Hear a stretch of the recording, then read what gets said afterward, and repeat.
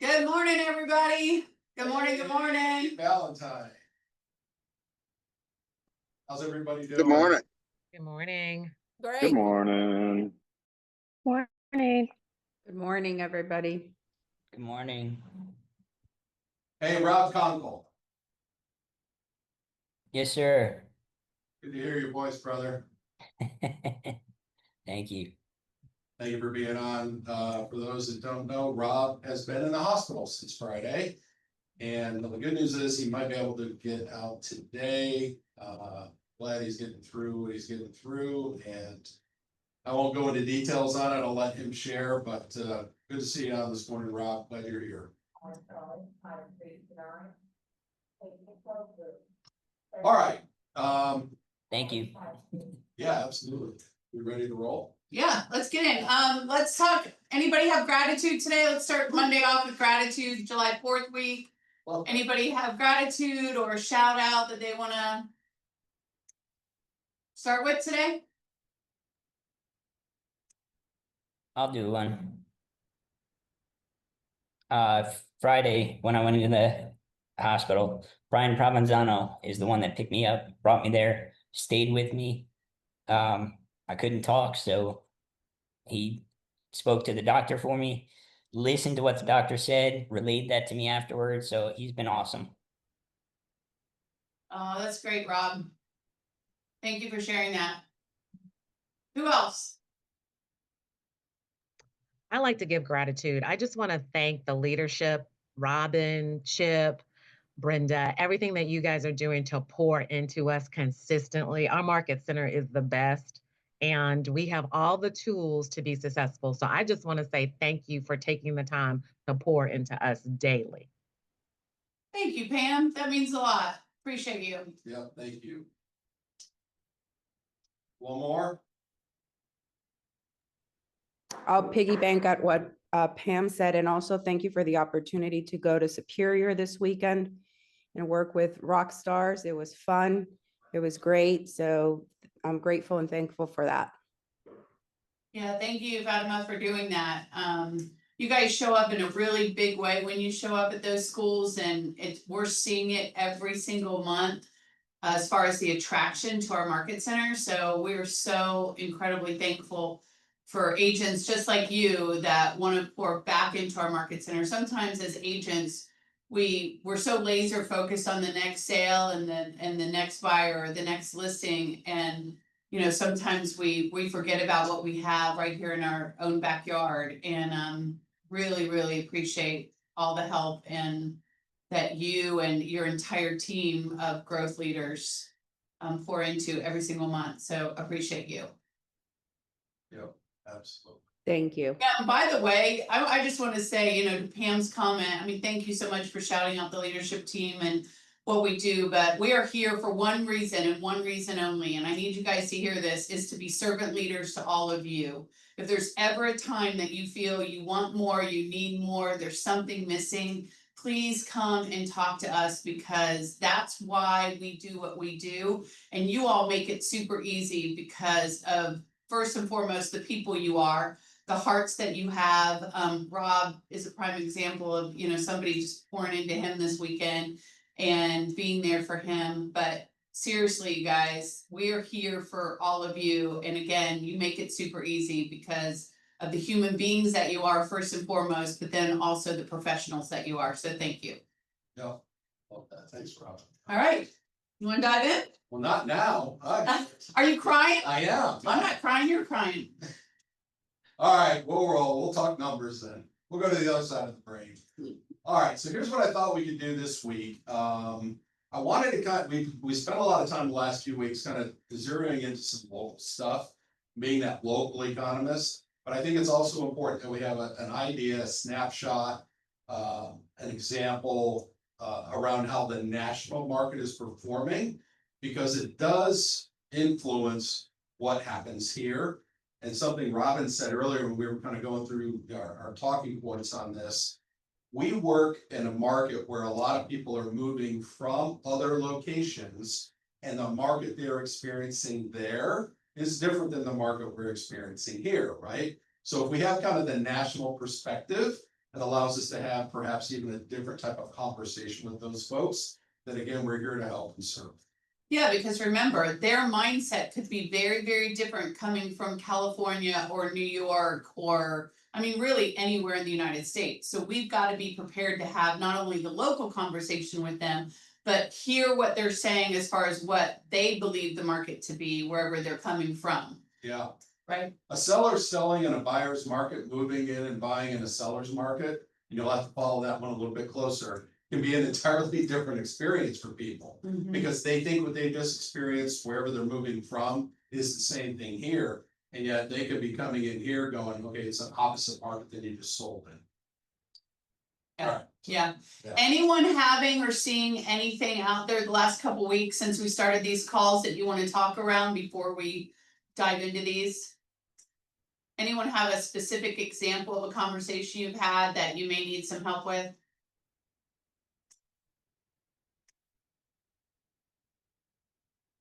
Alright, No? Okay. so here's what we're gonna do, we're gonna look at 4 different graphs that kind of talk about, these come from NAR.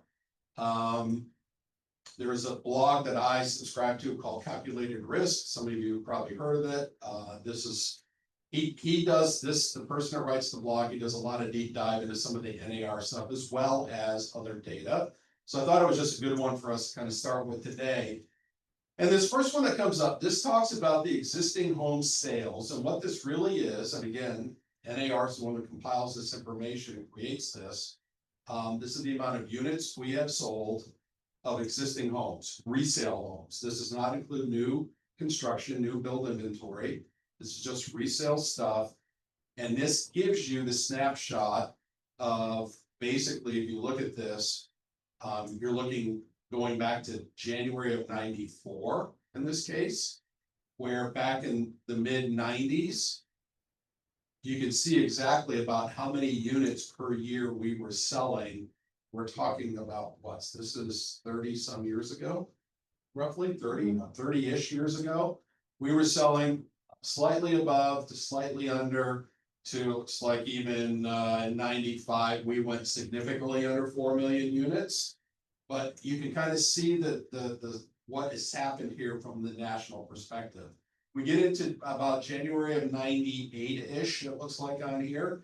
And what we started to see is we started to have a climb, if you will, where we had a peak in 2005 to 2006, where we sold over 7 million homes, 7 million units in existing home sales. So that was a slow and steady, if you will, climb from roughly again 98, 90s, yeah, probably 97, 98 over the next 8 to 10 years, where we almost doubled the amount of homes we were selling in the United States.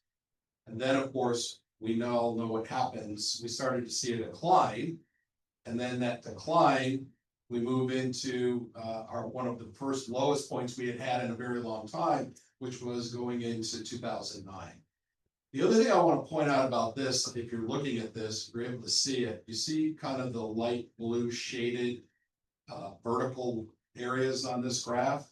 Those represent recessions in the United States. Okay, just to kind of put some things into perspective a little bit. Can everybody see that? The blue lines, the thicker and the smaller blue? Yeah, thumbs up. We had a recession in 01, we had a recession, of course, 08 going into, into 09. Then, of course, we had the small one that was right around the time of the pandemic in 2020. So that's what that represents. The thickness of the line is how long the recession was. Of course, just putting it all into the timeline when it was. When we start looking at January of 05, there's a dotted line right around the 4 million. And what that became was a trend line that started to be tracked as kind of like, that is basically your 30-year kind of historically low line. So in other words, it became this thing, if we were going below that, we probably have some sort of a housing issue going on. You could probably even call it a housing recession. But if we were, of course, above it, we were considered to be a pretty healthy market, okay? So here's what I want you to see. What led up? Do you guys happen to know what led up in the late 90s, 97, 98, up to that peak of almost or slightly over 7 million homes? You know what was happening in the industry at the time?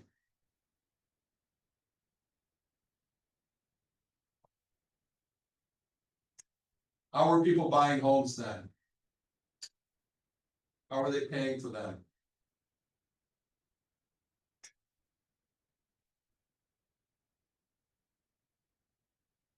Mortgages. Am I the only one who was doing anything else? Are we the only old people in the room? Hey, I wasn't gonna say. Let me say it. Okay, thank you. So Wait, anyways, Jim, wait, I think, do we have somebody? Jim, were you gonna say something? Yeah, we said loose credit lending laws. Yeah, there we go. Exactly. This is where we had Creative financing. creative finance. We have very, very loose lending standards in the industry. Stated income, 80-15 5s, 80-20s. The coffee loan, Here's literally like fog the mirror, here's your money. yes. Go buy a house. And that's what led up to the crisis we had, what caused the whole global financial crisis in 2008. Because these loans, these types of loans, started to not perform. People were defaulting. It was getting tougher to them to sell. We had a lot of inventory. The thing about it leading up to this too, we had a lot of builders that were building homes, so they had homes to sell because there really wasn't enough existing inventory when we start consuming it at that level. Well, not only that, but we had appraisers in cahoots with real estate agents Then it got that crazy. were Yeah. with the lender. Yeah, it was really crazy. We were actually a hotbed around 2010 here in Charlotte with Secret Service and FBI doing some investigations that were at a national level in terms of loan fraud, mortgage fraud, just a lot of fraud in the industry. And there are people that, we used to work with that aren't in the industry anymore. We'll just say it that way. Yes, they're working, they're doing- serving food at They're, the prison. they're doing other Yes, things. they're doing other things. But I think what was interesting about that time too, the bottom line is these people just didn't qualify, period. No matter how creative the loan was, they just didn't qualify for the mortgage, and that's what caused that. Well, and then we had this wide recession that was caused by the global financial crisis that lasted for a long time. And you can see what happened to our inventory then. Well, we were kind of we were right around, slightly above to a little bit under to, kind of right back to the line for a period of year during that recession that we were around the 4 million unit mark. And part of the problem we had is it was twofold then. We had a lot of distressed properties that were now starting to become mainstream. 1 out of 5 new listings hitting the market were typically going to be either a short sale or foreclosure. Sometimes even more than that in some neighborhoods. But we also had people that weren't working. The recession led to job losses and higher unemployment. So therefore, the confidence people want to go out and buy a house, everything kind of just blew up, right? So that, not only was it a global crisis and a financial crisis, it was now an industry crisis. But That then, recently we caused. yeah, but then we see it beginning to come out right here. Yeah, right? so around 12, 13, we started to kind of do a steady improvement in that. We had a little bit of a setback out of 2014. That was simply because of some interest rate things that were happening then at the time. And there was some concern in our industry about something called shadow inventory that the banks had of these distressed properties on their books. Not distressed, they were foreclosed, but they hadn't brought them to market yet.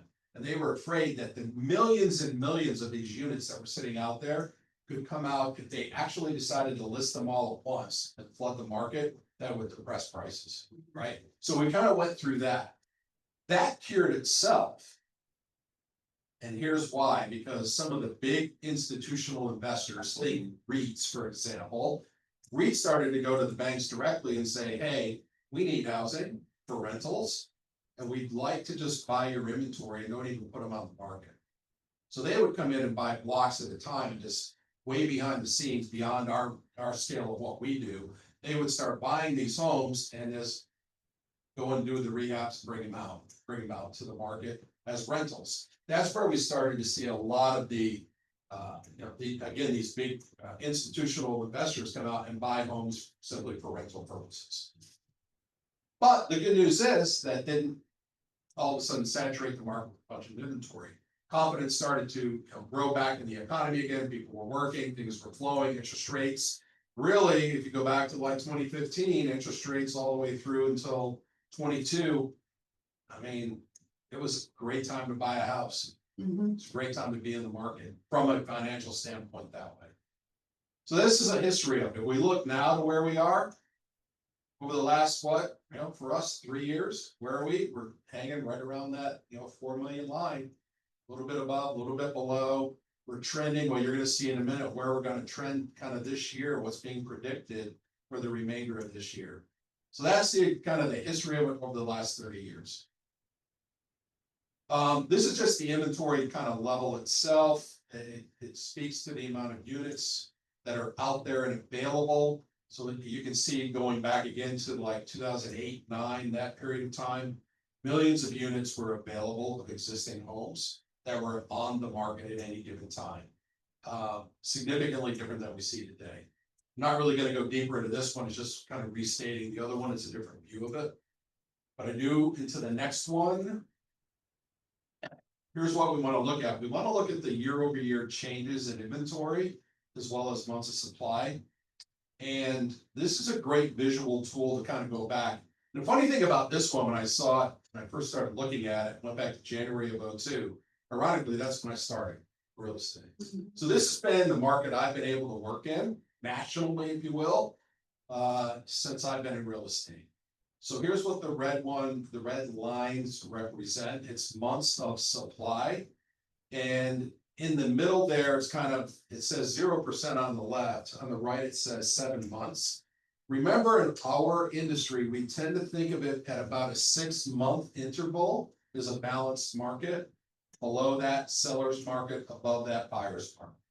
It's not an exact science, 6 months, but that's kind of how we look at it. So we look at that alone, and we come back across from like the 6-month period, and we work backwards. The last time nationally we were in a balanced market takes us back to probably around about there, which is what, sometime around 2012 to 2013. Right. So guys, think about it. Nationally, we've been in a seller's market for how long? 12 years. We've had a lot of different versions of it, right? A lot of different versions of a seller's market. And sometimes you can even see by the red line, just in terms of months of supply. We'll look at it during the pandemic. Huge spike up, then immediate drop, because that's where we started buying them like crazy. Because everybody could live wherever and you could get loans at 2 or 3%. I know this might sound elementary, but let's talk about what a seller's market actually means, so everybody knows. It means that there's less supply than there is demand. And if I'm the seller, if I'm the seller and you're my agent, what are you telling me that I need to do or not do to sell this house at the highest, best price that I can get? As the In a seller's market. seller in a seller's market? Is that what you're asking? Mhm. You still have to make certain that the house is in great condition. Any market, here's what it's going to take. It's about the condition, the location, and the price, right? And as long as those 3 things are in alignment, price has got to equal the condition and location of the property. And as long as those 3 things happen, you're going to find a sale, and that works in any market. So it doesn't mean that, you can have a house that's 20 years old, you've never done anything to it, and command the highest price. Even though you're in a seller's market. Although we were seeing that a little Yeah, bit we were. We did during get a the little pandemic. crazy. Yeah, we got a little crazy. During that. There's some buyer's remorse, I feel like, Oh, yeah. in that 2021 Well, timeframe. some of the things I'm going to be talking about in masterminds and some of the training and coaching stuff I do this month, we're talking about the fallout now from the 2020 purchases, because there's some opportunity in that that's starting to already show up. Any questions on this slide? No? Okay, All right, cool. Then we'll head on to the last one. I think this is our last one. Yeah. Again, this is just a different look, guys. Existing home sales. This is gonna compare. We're comparing the monthly numbers, looking back, for example, January to last year through this year. And this goes through May. This is when this data was calculated. By the way, SAAR, if you see that, it stands for seasonally adjusted annual rate. So what this is really kind of, you probably saw it on one of the other slides too. What this tells us is this: if we keep selling at the pace we're selling, this is where we should end the year. Okay, so the seasonally adjusted rate is kind of predicting, we're looking at it on a monthly type basis here to kind of predict what we're gonna be selling based on what we're forecasting for the remainder. We saw kind of what happened in 24, but this starts kind of giving us this forecast model of what to expect. At the end of last year, because of how we ended the fourth quarter last year of October, November, December, all increasing because there was a little bit less pressure on rates, a little more favorable to the consumer, to the borrower. It was anticipated this year that between that and some pent-up demand with sellers, we would probably move the needle finally off of the 4 million unit line and maybe get to, I saw ranges anywhere from about 4.1 to 4.3 million units. That's what was predicted kind of at the end of last year, very, very beginning of this year. These numbers now, or what we're seeing now, they're projecting us to be just slightly under 4.1 billion units. So for the third year in a row, guess what? We are hugging right at that 4 million unit line. We're not really seeing a breakout. And unless something were to significantly change with interest rates, for example, there's plenty of inventory out there now, or better inventory than there was. I was gonna say, better inventory. Better inventory than there was. If something were to change more favorably for rates, we could see a significant upturn in the amount of units that actually do close, and it could help us going into next year. But if that doesn't happen, it's already being stated that next year we're probably at another year of 4 million. So which would be 4 years in a row where we're basically historically at our all-time low in terms of the amount of homes we sell nationally. And there's a lot of reasons around that too. I mean, I think most of the reason is because people have that 2.5%, 3% interest rate that they just aren't willing to give up. Yeah, Because we're not having the conversations around what they can do with that money and that equity sitting there with another house. yeah. Even from a consumer, I'll share a personal story with you guys. In my immediate family, we were looking at a property at one of the beach locations that we like. And there was an assumable rate mortgage there at 2.2%. Very attractive, and 2.2%, the payment was gonna be like $1,000 a month on principal and interest. There was only, it was a 30-year mortgage initially, there was only 24 years left. But the issue was we had to come up with over 300,000 in equity to buy into it. For the equity. Yeah, so, while there's an appeal to not give it up, in this case, these sellers, their lifestyle demands, we're moving them out of this community and taking them to Florida to be closer to family and grandkids.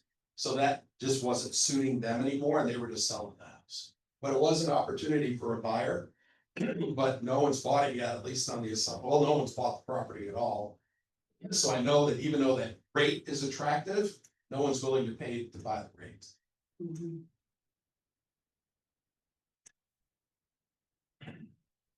All right, what are you seeing?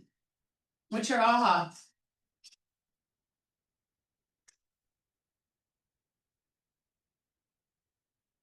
Guys, here's something to consider, this is NAR stuff. You paid for this in your annual dues. There are certain things that I think NAR does a really good job on. Seeing this kind of information is one. The best one that I think though that they really put out is their annual buyer seller guide. Kind of going off of this off script here a little bit. That pretty much tells you year over year, they do the analysis and the research is to, okay, why did you sell your house? Why did you buy your house? How did you choose your agent? What were you looking for? What do you want your agent to do for you? I mean, it pretty much tells you how to do it based on what the consumer's looking for. So again, that's a great report in addition to these that come out monthly and quarterly. And I'll just kind of leave it there in terms of the economy. Yeah. I have something to share. Yeah, go ahead, Rob. So you were talking about now, the market is kind of segmented where, one market might be doing really well, another market might not be. Whereas back in 2020, 2021, everybody was doing well. And, now we're not seeing that. It is segmented. Some areas are doing really well, some areas are not. And you're right. It is important for us to explain that to, different clients. Yeah, so here's some of the talking points behind the graphs we had. Sales are elevated in the Northeast, Midwest, and South, but retreated in the West. Year over year, sales progressed in the Northeast and the Midwest, but contracted in the South and West. So in other words, as usual, California is going to take the hit first. And usually what we see happen out West tends to sort of spread across the country. Showed up in a really big way in 08 and 09. And back then, a lot of like my role play and script partners were intentionally, I had them throughout the country because I wanted to know what they were already facing so I could be better prepared for it here. Because they saw it, I did.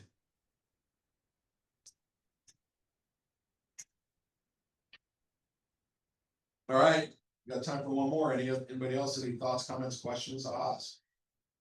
Yeah, even if you've met with a client or you're struggling with something, it helps everybody to have these conversations. Again, they're graphs, guys. They're physical things. They're things you can actually show people versus just simply tell them. Keep a digital file somehow. Create a Google folder. We got or whatever digital format you want to use. Just keep this stuff at hand and constantly be adding and updating to it. That way you got access to it. It's a quick reference. You can pull it out really easily on your phone, your iPad, whatever. We all walk around with a computer in our hand all day, so. Yeah, true. Have it ready and have it available. Okay, 2 closing comments. Ahas. Who's got one? Stay the course. People buy and sell in any market. I love that, Charlene. Stay the course. People buy and sell in any market. And 4 million homes, 4.1 million homes are still a lot of homes. Still a lot of homes. One more. Should I just pick someone?